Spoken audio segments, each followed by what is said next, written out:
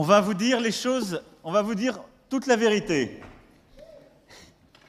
Depuis hier et jusqu'à dimanche se tient à Montreux la 67e réunion annuelle du groupe Bilderberg. Quelques 130 personnalités parmi les plus influentes d'Europe et d'Amérique du Nord débattent des grands enjeux planétaires, du réchauffement climatique au Brexit, en passant par l'avenir de l'intelligence artificielle. Mais rien ne sortira des délibérations, puisque tous les participants se sont engagés à garder secret le contenu de leurs échanges, respectant la règle dite de Chatham House. Reto Tsenezon, bonjour.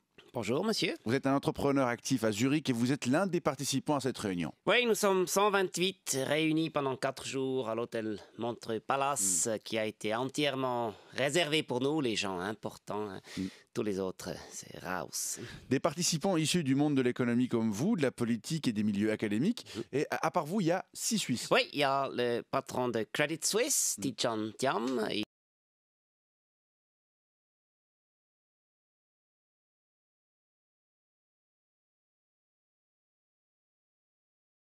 Il y a le vice-président de Roche, André Hoffmann.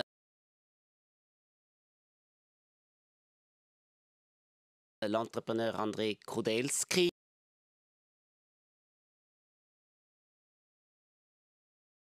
Et le liquidateur de la presse romande Pietro Supino.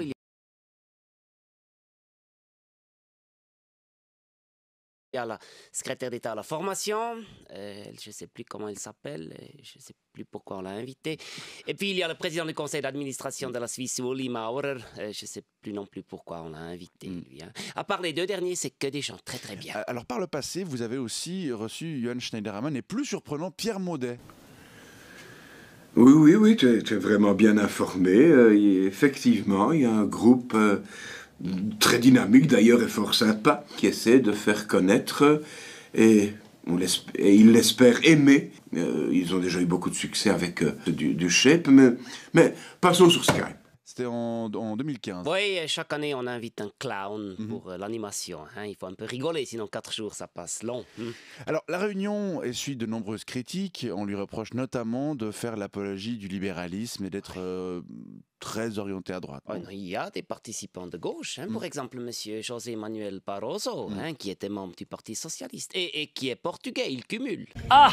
Oui, mais l'ancien président de la Commission européenne est aujourd'hui président non exécutif du conseil d'administration de la banque Goldman Sachs, qu'on accuse d'être co-responsable de la crise financière de 2008. Donc, M. Barroso a appris de ses erreurs de jeunesse, c'est une qualité. Hein.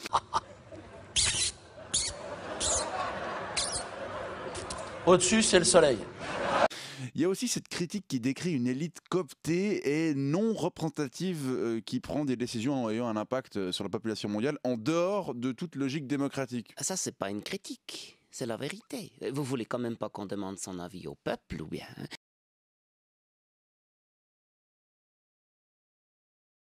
Non, les sujets qu'on traite, ils sont beaucoup trop importants pour qu'on prenne ce risque, monsieur. Et la critique d'opacité, qu'aucun compte-rendu des débats soit publié, bref, qu'on sache rien de ce qui est discuté. D'abord, il n'y a pas vraiment des débats. Vous savez, quand vous réunissez des gens qui sont tous d'accord, ça ne crée pas du débat, hein, ça crée des discussions sympathiques. Je pense qu'aujourd'hui, on vit quand même un peu sous une forme de dictature. La dictature du court terme, la dictature des lobbies, la dictature de la finance.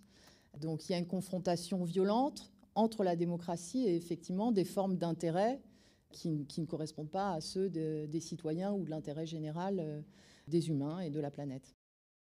Et puis, il faut dire, il y a des discussions qui pourraient un petit peu choquer le peuple si elles étaient retranscrites. Hein. Ouais. Vous savez, entre nous les puissants, on se dit la vérité, on ne fait pas du politiquement correct. Ouais. Par exemple, si je vous dis, ne prenons pas des mesures contre le réchauffement climatique, on s'en fout du réchauffement climatique, ça concerne que les pauvres qui puent et qui sont moches. Oui, ce serait un petit peu choquant. Ça. Oui, pourtant c'est la vérité. Hein. Donc d'abord, s'il y a des dernières volontés, c'est maintenant.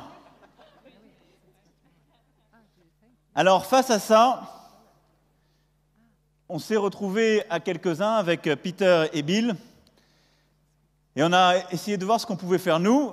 Et donc, je sais la demande qui était faite à la France de ne pas simplement faire 15% d'augmentation, mais d'aller, on me l'a encore dit ce matin, à 20%.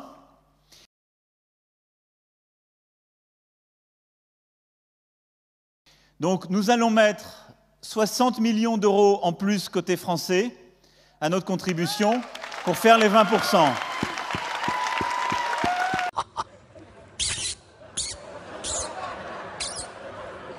Au-dessus, c'est le soleil.